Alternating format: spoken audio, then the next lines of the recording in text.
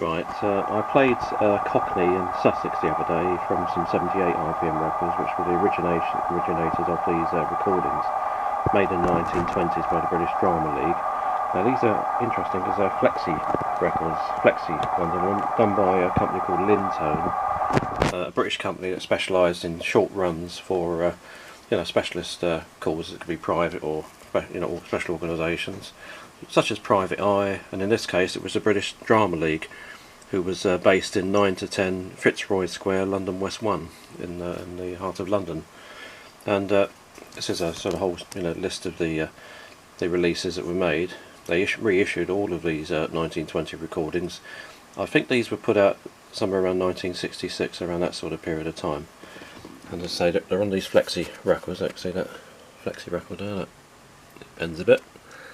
And I'm going to start with Cockney. I'm going to give you a little sample of each record, just to give you a sort of taste of the sound of that dialect from, as I say, around the 1920s when these records were made. Let's have a listen. Cockney. Come in, Arthur. I've got something to tell you. Now listen, I'm getting spliced. You know, as me and Liz have been mucking about for a long time. Well, 3 weeks ago, I went into the top house and found her with Ginger Dick. So I slapped her across the kisser, chinned him one, and it was good night nurse with him. When I turned round, Liz had gone. I hopped off to her old pot and pans and found Liz in the wash house crying. What about it, I said, and she said, Bill, if you love us, muck us about. We went to the imp, and I said to Liz, what about getting tied up? She said, you mean it, Bill? I said, not half, and kissed her across the north and south till she said, half a mo, Bill, we're in the pictures. Right, Sussex. This is a little yarn my grandfather told me years ago about our fire brigade. You see, it was like this here. Soon as we heard of a fire, we tells call boy, and he had to nip round to all the firemen's houses. Each house has got a board nailed on the wall with fireman writ on it. Call boy knocked first at old Bill Smith's. Bill's wife thought as though he was selling summat, as she was middling deaf. Howsomever, when he writ fire on a bit of paper, she said, Bill ain't in, and he want to be home for noon. He's down Sammy's field spreading. He'll be pretty mad if he misses this fire, like he did last year when they had their pictures took. Well, callboy rushed off, and out of traipsing about he found Bill.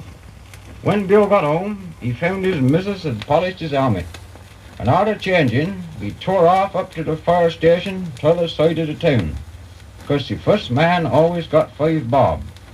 Then one of them had to go down to the George to get the cab horse, which they found had gone to the railway station for some luggage.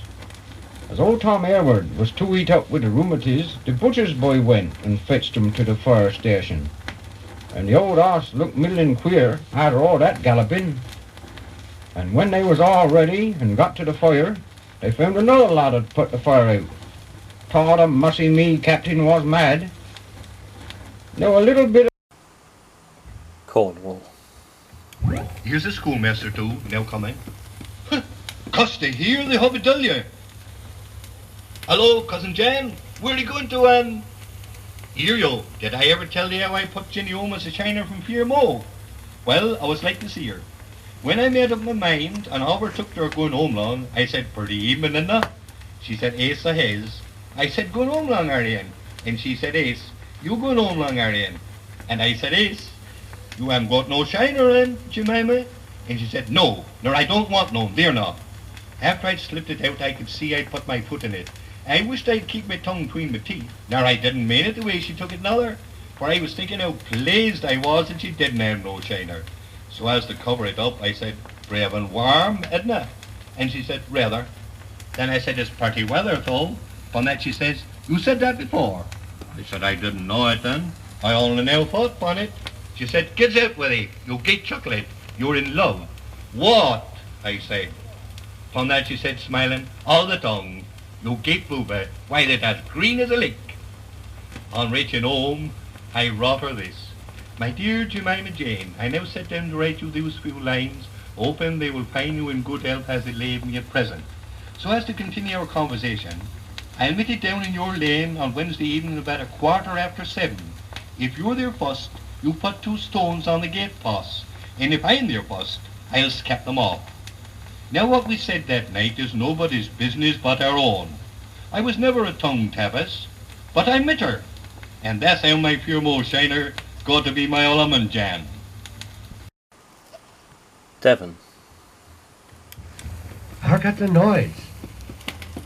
Bill Salter and Jim Stokes has a tell. We'll be going to ask Jim. Stop a bit. What been such a hurry for? They say you left your place. Is it true? Yes, 'tis true enough. Why, have you found it been mister then?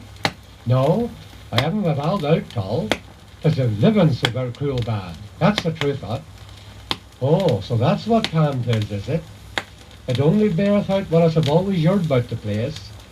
Don't you remember when us was boys, us used to sing, over the coombe among the trees, 'tis barley bread and vintage cheese, resty bakings of tufts of thong, that's how coombe boys lives along. But that was in old Farmer Watts's days. I thought 'twas better there now. Well, you listen to me, and I'll tell you exactly how it was. I hadn't been there more than 2 or 3 days before, as bad luck would have it, they was forced to kill an old Guernsey cow. So Master sent me to town after a bag of salt, for Mrs. to salt me with.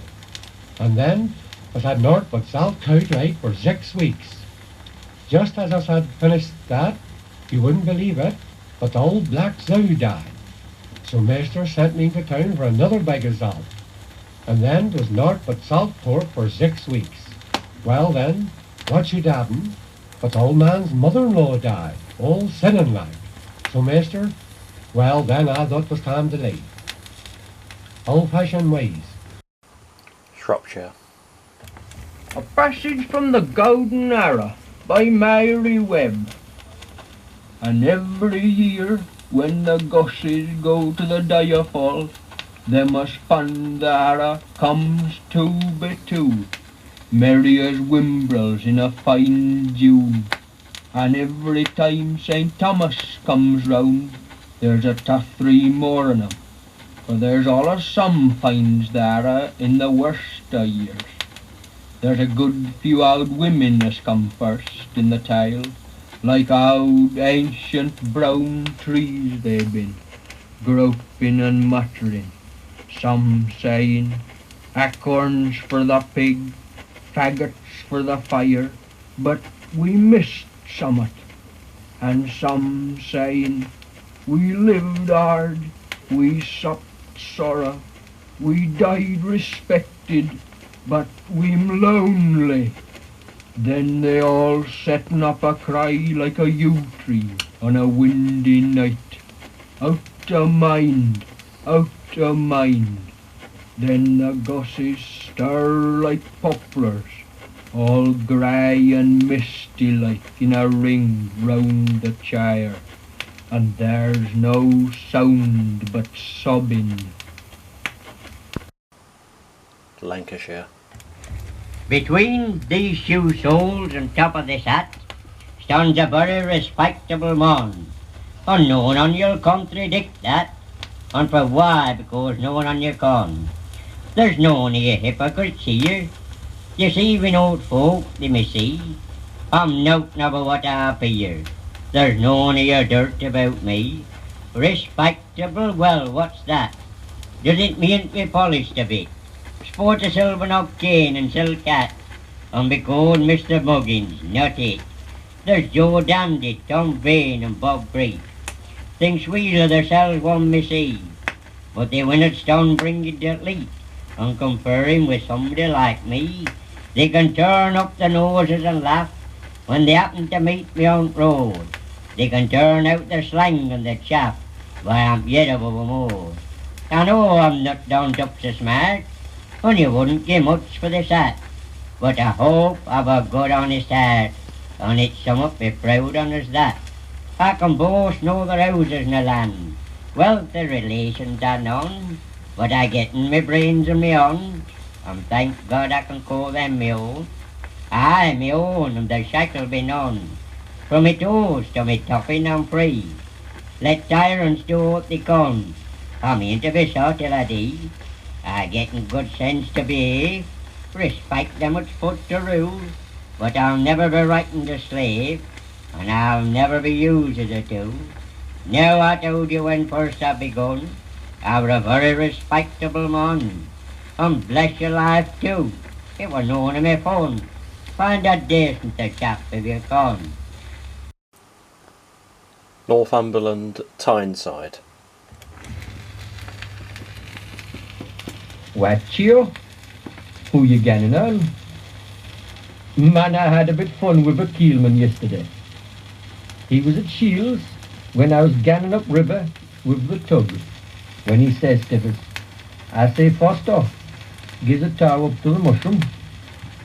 Nay fear, says I. What? You win it, says he. Why, Foster? And you feather? And your feather? Aye, the Fosters is a canny lot.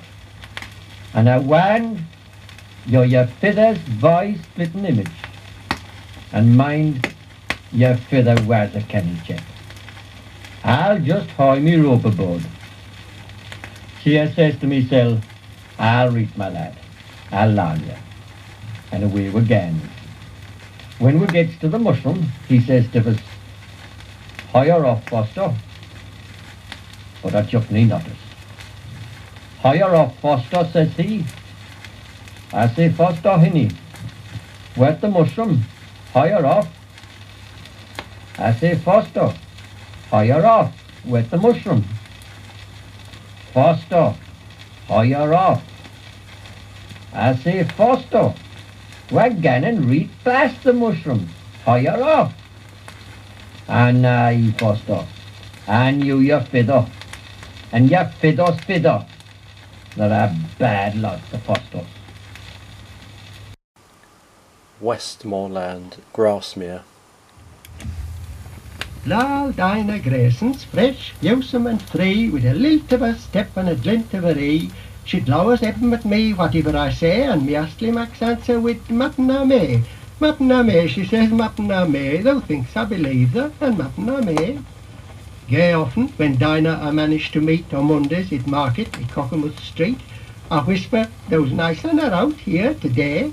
And she cocks up her chin and says, Mapna me, my lad, Mapna me, there's nought here to crack on, and Mapna me. She's smart out of doors, she's tidy at house, nod as a moudywap, sleek as a mouse. He blue gown, he black gown, he green gown or grey, I tell her she's right, and get to Mapna me. Mapna me, she'll say, Mapna me, thou kens all about, but Mapna me. There's not mickle on her, we ken it good stuff laps up in lal bunnels, and she's lal enough. There's nought about Dinah were better away, but her comical our word Mapna me. Mapna me, it's still Mapna me, whatever yan wants yan gets Mapna me. And it chaps to be smittle, wherever I gang, I can't tell a story, I can't sing a song, I can't hold a crack, nay, I can't read or pray without bringing in a dank Mapna me. Mapna me it comes, Mapna me, a state of amen, I say Mapna me. Yorkshire East Riding, Driffield. Dipper, Odd Mare, by Austin Hyde. Have I any odd horses, young fellow Frevol? Those willing to buy 'em, give Valley a full? Why, yes, I am in this paddock down here. Come up then, come on then, come, Dipper, Odd Mare. No, she isn't come galloping, but then you see a mare's a bit wankle like, ton 23.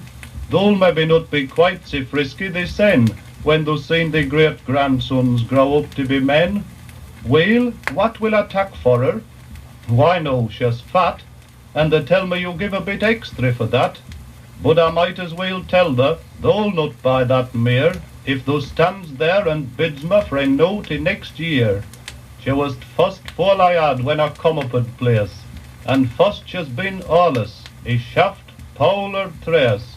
She's ploughed, drilled and harrowed, rolled, scruffled and led, and mothered Bute, Boxer, Prince, Cobby, and Ned.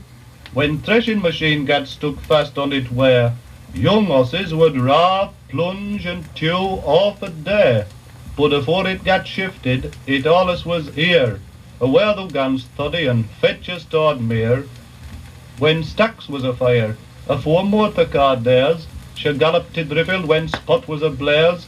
Our field, ditch, and hedge off at garnist were down, save buildings, and house, and four pikes, I'll be bone. When Mrs. was badly, when Babby was born, 'twas a life and death gallop for doctor that morn, and though she'd been working at plew all day long, mere galloped as if she knew summat was wrong. With never a whip nor a jerk on her rein, she went like a whirlwind, and come back again with doctor and nurse, just in time to save life. I depper, I owe thou both daughter and wife. Yorkshire East Riding, Driffield. Dipper, odd mare, by Austin Hyde.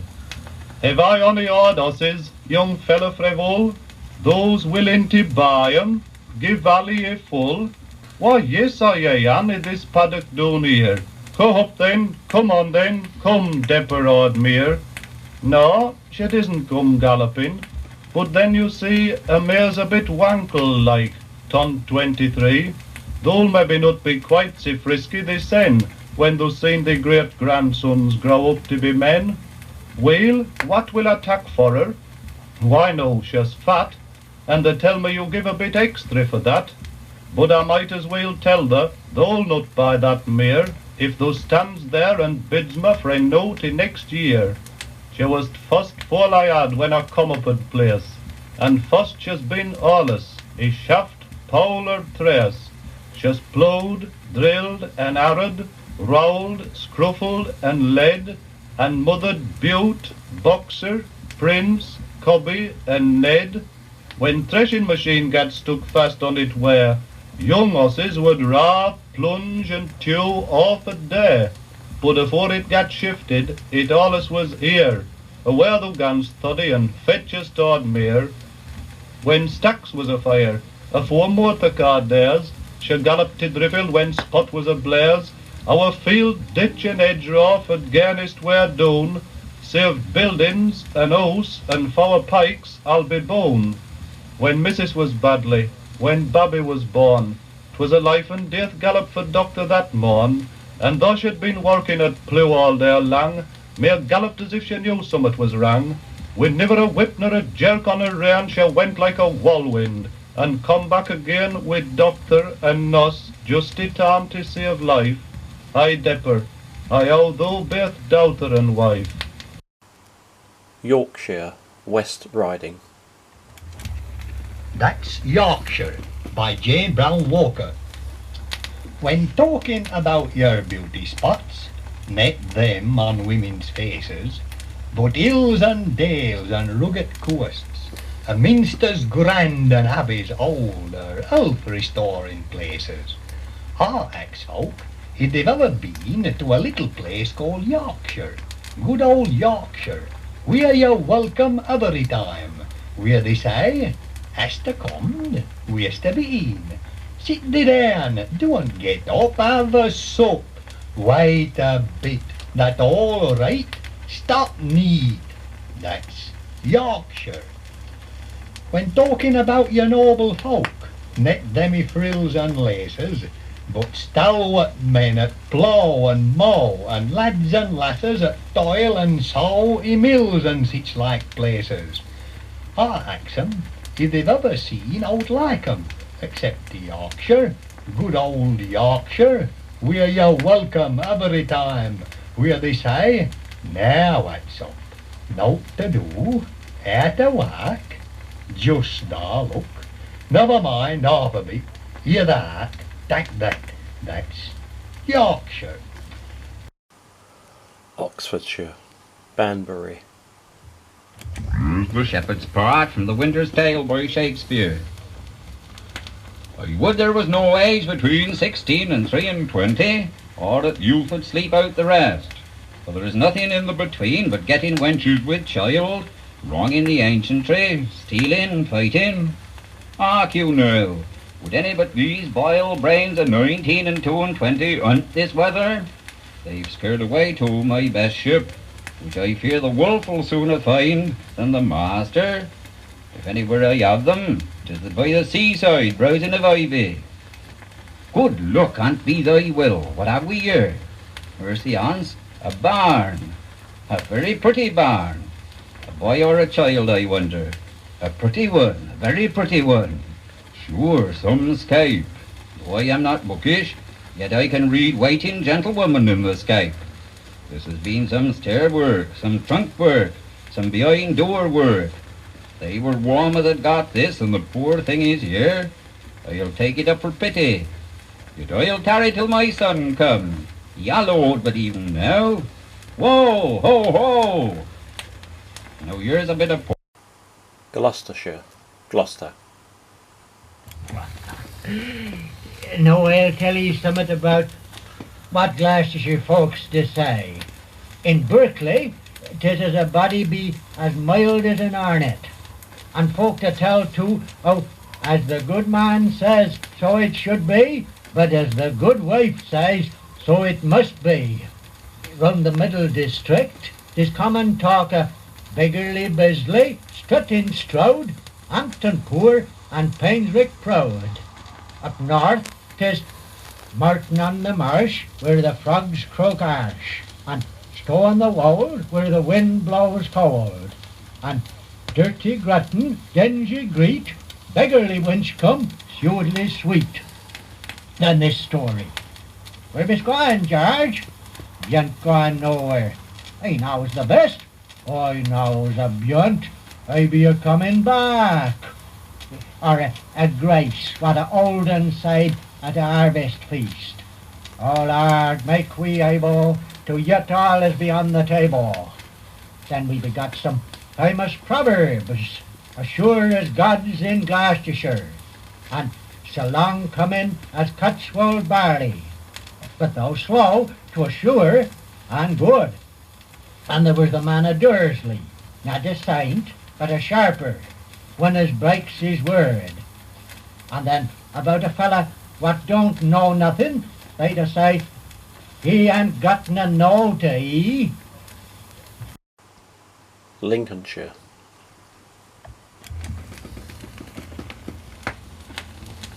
A few verses of Old Rower by Tennyson. Now, no manner used to be calling him Rower, Rower, Rower, for the dog's stone deaf and he's blind.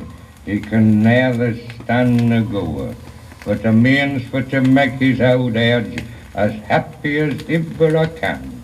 For I was old rover more nor I ever old mortal man.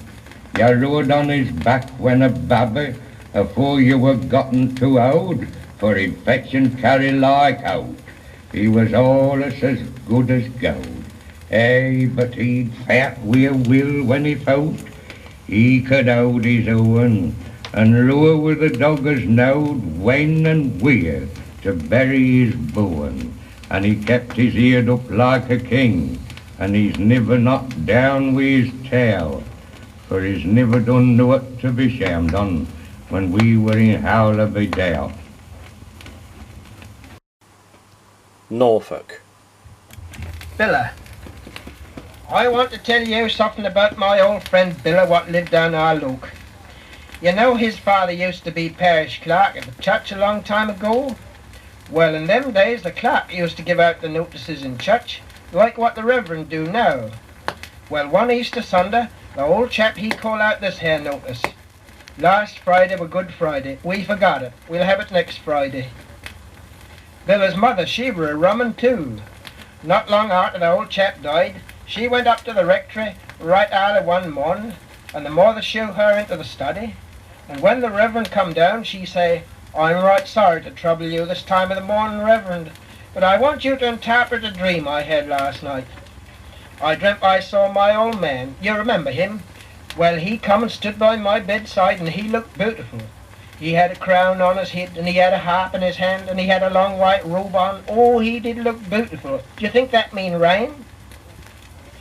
Well, you might think that with them behind him, old Billa might be a bit of a fool, but he ain't. He rarely had our Reverend on last week.